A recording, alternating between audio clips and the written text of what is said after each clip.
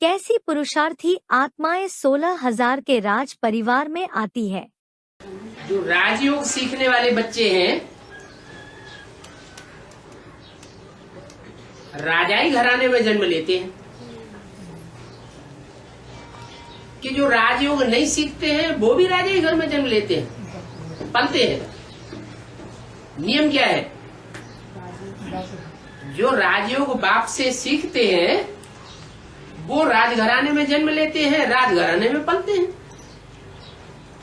जो बाप से राजयोग सीखते ही नहीं वो राजघराने में जन्म भी नहीं लेते और फिर पलते भी नहीं।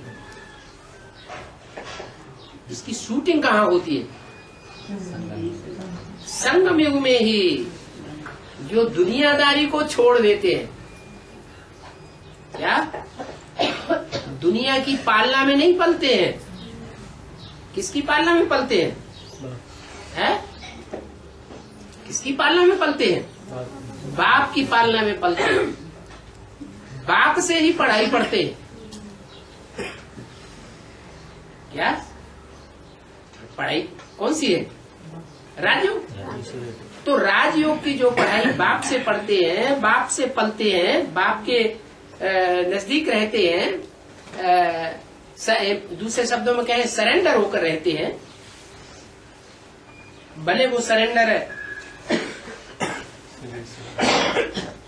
एक होते हैं दुनिया की नजरों में देखने के लिए सरेंडर, और एक होते हैं दुनिया की नजरों में सरेंडर नहीं है लेकिन अंदर से जो जिंदगी का पुरुषार्थ से चल रहा है वो बाप जाने और वो बच्चा जाने। क्या ऐसा उनका सरेंडर होने का गुप्त पुरुषार्थ होता है कि तन भी जैसे बाप चलाएगा वैसे ही चलाएंगे। तन की कर्मेंद्रियों को भी वैसे ही चलाएंगे जैसे बाप चलाएगा। धन को भी वैसे ही यूज करेंगे जैसे बाप यूज कराना चाहता है।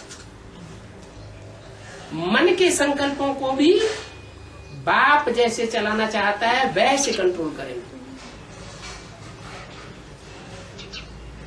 संबंधी और संपर्क में आने वालों को भी उसी तरह यूज करेंगे जैसे बाप यूज कराना चाहता है।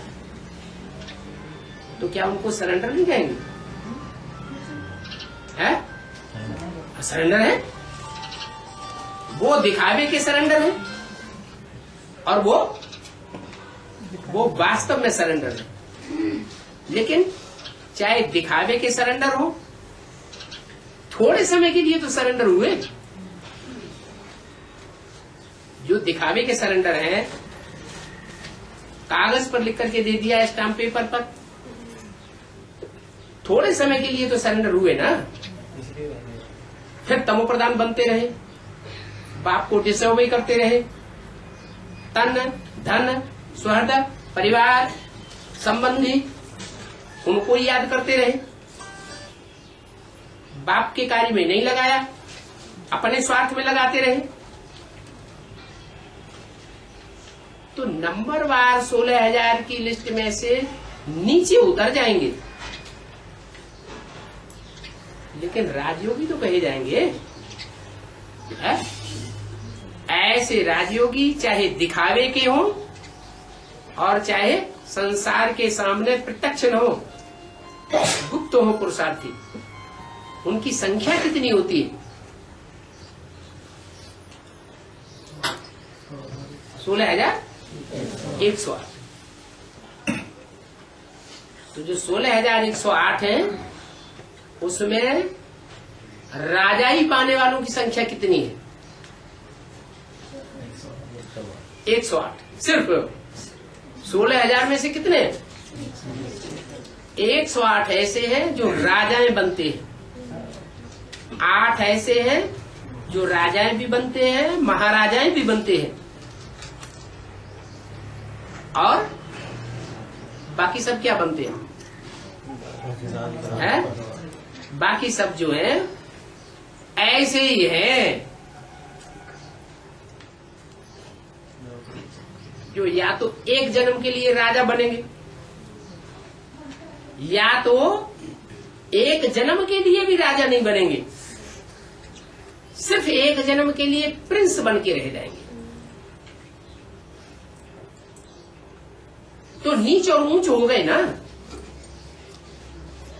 तो नीचों की संख्या ज्यादा होगी या जन्म जन्मांतर महाराजा बनने वालों की संख्या ज्यादा होगी? 16,000 में से महाराजाओं का पार्ट बजाने वाले बहुत थोड़े, और सिर्फ एक जन्म के लिए प्रिंस प्रिंसेस बन के रह गए और बाकी जन्मों में दास दासी बनते रहे, उनकी संख्या बहुत ज्यादा होगी। जो सरेंडर होकर के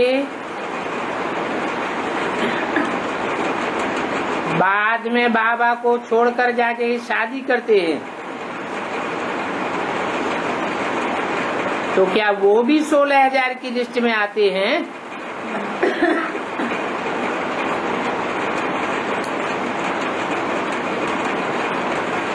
और शादी कर ली तो बर्बादी कर ली, काहे की बर्बादी कर ली? अपने पद की बर्बादी कर ली। फिर भी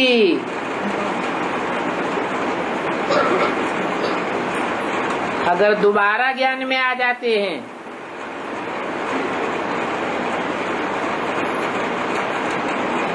युगल को भी उठाते हैं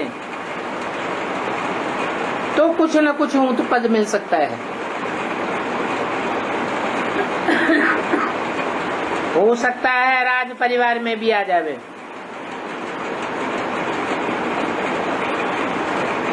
ये राज परिवार